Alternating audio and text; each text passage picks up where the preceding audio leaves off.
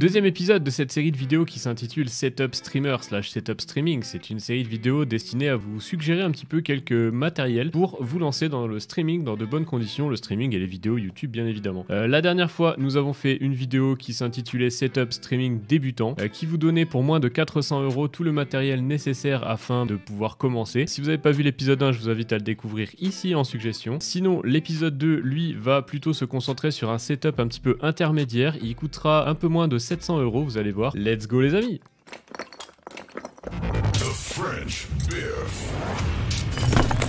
Alors comme dans l'épisode 1, on va aller directement sur ma page Kit, voilà, kit.co. La dernière fois on a fait un setup streaming débutant, cette fois-ci nous allons aller sur setup streaming intermédiaire. On clique dessus et on retrouve les produits qui sont listés dans ce kit. Alors on va commencer par le premier produit, c'est parti.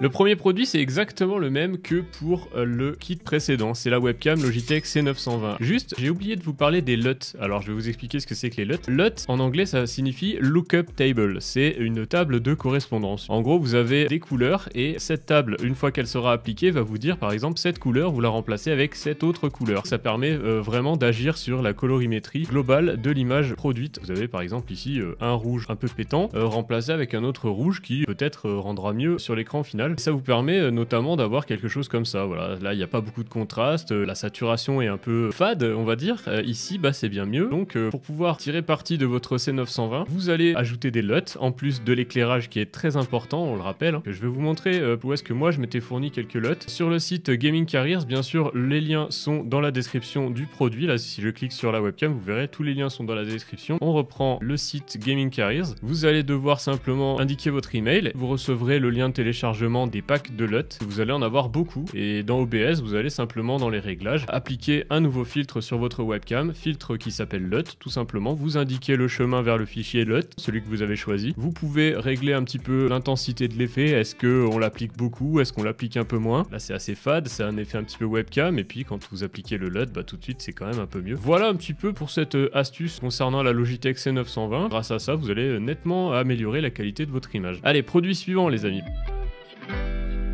Le produit suivant, bah, c'est le casque, hein. Donc le casque, j'ai rien à dire de particulier dessus, c'est le même que celui que j'ai présenté dans la vidéo précédente, et donc on passe directement sur le vrai produit suivant qui lui est une nouvelle carte de capture.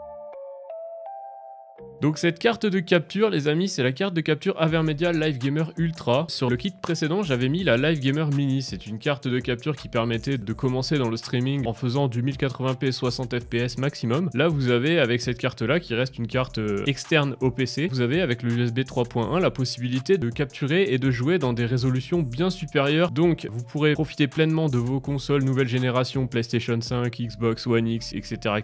Jusqu'en 4K 60 fps avec du SDR et du HDR si vous voulez. Bien sûr en 1440p 144 fps si vous avez envie, 1080p 240 fps même, donc ça c'est pour le jeu, et pour la capture vous pouvez aller jusqu'en 4K 30 fps, voilà 1440p 60 fps et 1080p 120 fps, donc vraiment beaucoup plus de possibilités. Je rappelle encore une fois que les cartes de capture ne sont pas utilisées vraiment dans ce qui est de la capture des jeux PC puisque vous pouvez directement capturer votre écran, donc pas nécessaire pour un joueur PC. Par contre pour un joueur console vous aurez besoin de ce genre de matériel. Et actuellement cette carte là est vraiment de loin la carte externe, parce qu'il en existe des internes qu'on verra dans d'autres kits, la plus polyvalente. Voilà, vous avez simplement un USB qui part au PC, un HDMI in pour faire rentrer votre console et un HDMI out pour aller jusqu'à votre télé ou votre écran de PC. C'est quand même très peu encombrant. Le boîtier est joli, c'est un design assez contemporain, moi j'aime bien, en tout cas vraiment rien à dire sur ce produit là, il fera le taf, vous aurez absolument aucun problème. Il va vous falloir ceci dit un ordinateur capable de pouvoir la gérer, vous verrez dans les détails,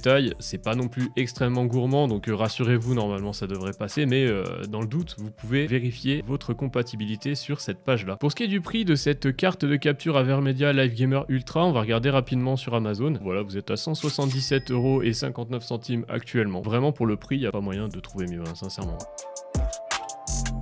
Le produit suivant est un micro. Voilà, la dernière fois je vous ai parlé du casque HyperX Cloud 2, je vous ai dit il y a un très bon micro qui est intégré au casque. Cette fois-ci on va le détacher et s'orienter vers un micro dédié, un micro externe qui aura un son ma foi bien meilleur, mais c'est normal, le prix n'est pas le même. J'ai choisi le micro USB Elgato Wave 3. Alors un micro USB, l'avantage c'est que on a juste besoin d'un PC, on branche sur le PC et c'est terminé. Il n'y a pas besoin de plus d'accessoires que ça, contrairement à des micros un petit peu plus professionnels tels que celui-là. Et le micro Elgato Wave 3, c'est un excellent micro déjà dans la qualité du son qui va être capté. La capsule est de très bonne qualité, donc vous aurez aucun problème pour avoir une voix qui sera très facilement compréhensible de vos viewers. Et avec ce micro là, vous avez des fonctionnalités supplémentaires qui vont bien au-delà de ce que proposent en général les micros USB classiques. Alors pourquoi par rapport au Wave 1 par exemple? Première chose, allons voir le prix. Le prix pour le Wave 3 c'est déjà pas bien cher, hein, et de 140 €, 139,99 exactement. Et pour le Wave 1 vous êtes à 100 € tout pile, hein, quasiment, hein, 99,99. Donc vous avez simplement 40 € de différence entre les deux, sachant que vous avez des différences qui sont pas négligeables dans les fonctionnalités qui sont offertes par les deux micros. Si on compare pour ce qui est du software etc, c'est pareil. Ensuite vous avez des contrôles de volume par exemple qui sont plus poussés sur le Wave 3. Au niveau de la qualité, vous êtes sur du streaming, donc il n'y a pas besoin d'aller sur du 96 kHz, 48 ça suffira très bien. Pour le reste c'est à peu près la même chose. Donc on va considérer que le micro Wave 3 aura des contrôles physiques en plus sur la façade qui seront pas présents sur le Wave 1, à moins que vraiment vous avez un budget très serré. Orientez-vous plutôt vers le Wave 3 parce que quand même ce sera plus pratique à l'usage. Donc c'est un micro déjà comme je vous disais qui est très bon en termes de qualité de fabrication et de qualité de son, mais également c'est là que ça change énormément comparé aux concurrents. Elgato vous fournit un logiciel très complet qui se trouve être plus ou moins une table de mixage dédiée au stream que vous aurez sur votre PC et qui vous permettra de contrôler plusieurs sources, parce que on le sait, quand vous êtes en stream vous avez votre vocal, vous avez le son du jeu, parfois vous avez de la musique, il va falloir régler un petit peu les volumes histoire de pas avoir quelque chose d'inaudible. Donc ce logiciel sera très efficace pour ça, notamment il vous offrira aussi une fonctionnalité inédite, c'est un deuxième mix. En fait vous avez deux mix différents parce que parfois vous êtes concentré sur le jeu, vous n'avez pas envie d'entendre la musique. Si vous avez de la musique de fond, vous allez pouvoir baisser ou complètement muter la musique de fond, mais vos viewers ne seront pas affectés par ce changement. Donc c'est le logiciel qui est ici, le logiciel Wavelink, que vous pourrez utiliser uniquement si vous avez du matériel Elgato. C'est très simple à utiliser, très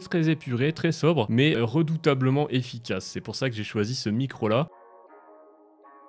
On avait parlé la dernière fois des petites lampes LED qui permettront de vous éclairer et de faire en sorte que votre webcam donne le meilleur d'elle-même. Des lampes à moins de 35 €. Et la dernière fois, je vous avais ajouté une lampe toute seule et une lampe avec un pack batterie. Aujourd'hui, on va régler le problème des batteries parce que c'est sympa les batteries, mais le souci c'est que si vous oubliez de les recharger entre les streams, vous allez vous retrouver complètement bloqué. Donc elles peuvent, ces lampes, être branchées sur secteur. Et pour ça, il y avait quelques indications, mais c'était pas très clair et j'ai décrypté tout ça pour vous. Vous avez écrit ici que ces lampes tournent sur du 11 watts, c'est-à-dire que pour pouvoir éclairer convenablement, il vous faut 11 watts de puissance, ok? Vous voyez en dessous une fiche ronde assez classique qu'on retrouve sur beaucoup d'adaptateurs secteurs aujourd'hui. Et ensuite, vous voyez que la lampe fonctionne en DC, donc courant continu de 3,5 volts à 17 volts. Il faut réfléchir un petit peu à comment ça fonctionne. Parce que bien sûr, vous n'allez pas pouvoir acheter tous les câbles de la Terre, il va falloir choisir les bons. Rassurez-vous, je vais vous expliquer tout ça, je vais vous donner les bons liens qui vont bien. Alors déjà, la puissance, ici on va prendre les formule de physique chimie de 4e. La formule qui nous intéresse aujourd'hui, c'est la formule P égale U fois I. Donc P, c'est la puissance en watts. Ce qui nous manque en fait, c'est l'ampérage, c'est le I. Donc tout simplement, pour avoir la valeur d'ampérage qu'il nous faut, on va se baser sur la puissance en watts et le voltage possible. Alors pour aller au plus simple, moi ce que j'ai choisi, c'est de prendre 12 volts comme valeur de U. Et ça nous laisse un calcul de I assez facile, hein. I égale 11 sur 12 et vous avez un peu quelque chose proche de 1. Il vous faut un chargeur secteur tel que celui-ci avec la polarité plus au centre qui vous fournira 12 volts de courant. Et ça vous permet de brancher votre lampe convenablement sans risquer de la cramer. Vous êtes à 14,50 € hein, pour un adaptateur secteur tel que celui-ci, donc c'est pas très cher, hein. Le problème maintenant c'est est-ce que vous en avez besoin de deux puisque vous avez deux lampes? C'est là où j'ai essayé de faire un petit peu plus intelligemment que ce qui était prévu à l'origine, c'est de me dire je vais pas consommer deux prises sur ma multiprise pour pouvoir brancher les deux lampes alors qu'elles consomment très peu. Vraiment vous avez rien du tout, hein. On est sur du 12 volts alors que la prise vous fournit Mini 220. Pour ça, je suis allé simplement chercher plus d'informations sur des sites traitant d'électronique. Alors du coup, concernant ce schéma, c'est un schéma dans un circuit en parallèle, soit un circuit en dérivation, sur lequel on peut constater que l'intensité totale est égale à la somme des deux intensités. Nous allons avoir deux lampes donc qui partiront d'un seul adaptateur secteur, ce qui veut dire que nous avons un circuit parallèle avec deux lampes. Et l'intensité du bloc secteur qu'on va devoir acheter dépendra de ce calcul-là. Donc c'est assez simple, on a I égale I1 plus I2, sachant que pour une lampe il nous faut environ 1 ampère, il va donc nous falloir au final un bloc secteur qui délivre 2 ampères, c'est la somme de I1 plus I2. Notez également que la tension, elle ne change pas, hein. La tension en volts dans tout le circuit sera toujours de 12 volts ici, puisqu'on a choisi 12 pour valeur de U. On reprend les produits et c'est pour ça que je vous ai choisi un adaptateur secteur qui délivre 2 ampères de puissance au total. Ensuite, il va vous falloir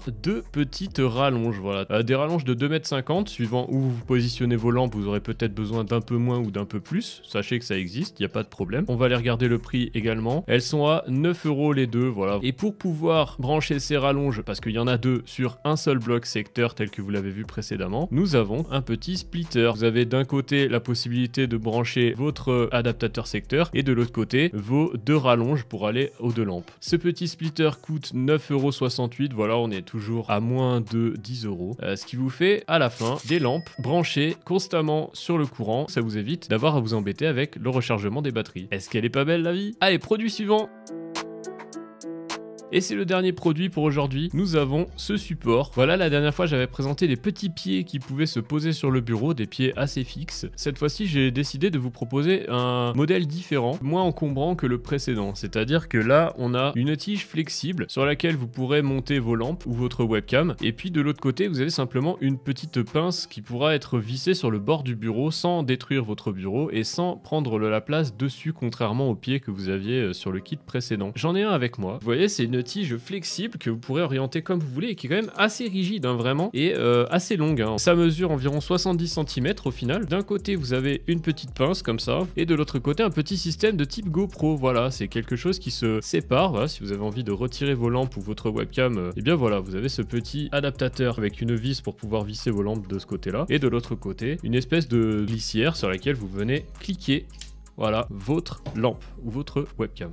Donc ces petits supports par contre ils sont un peu plus chers. On est sur un prix de 25 € l'un. Donc si vous en avez besoin de 3, ça fait tout de suite un petit budget. Mais si vraiment vous n'avez pas la place sur votre bureau, bah, je vous conseille de vous orienter là-dessus. Alors faut vraiment savoir une chose par contre, c'est que comme les tiges sont assez longues et même si elles sont assez rigides, ça ne suffira pas pour mettre quelque chose de très lourd dessus, hein. Essayez pas de mettre un appareil photo, il y a moyen que ça tienne pas vraiment bien. Donc on a fini avec les produits que je vous propose sur ce kit. On est bien sur un prix total de moins de 700 €. Bien sûr, c'est un kit que vous allez pouvoir upgrade. Dans la vidéo suivante, je vous expliquerai comment. Quand je vous dis upgrade, il s'agit de revendre votre matériel. Par exemple, dans le kit précédent, vous aviez une carte de capture qui ne suffira pas pour des PlayStation 5, etc. Si vous l'aviez prise quand même et que vous souhaitez upgrade sur cette carte de capture Avermedia Live Gamer Ultra, vous allez pouvoir décider de soit la revendre, soit la conserver, de manière à connecter dessus plus tard peut-être un appareil photo en tant que webcam dans des kits suivants. Je vous expliquerai tout ça.